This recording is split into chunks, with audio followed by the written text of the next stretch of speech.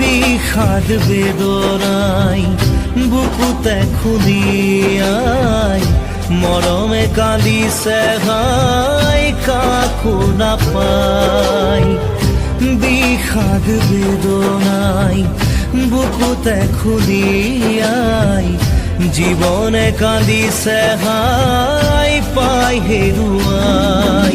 দুখে আৱৰিছে আহি আশাৰ সমাধি বিচাৰি দুচকুৰে চকুৰে মনকে বুজাই। ভগৱান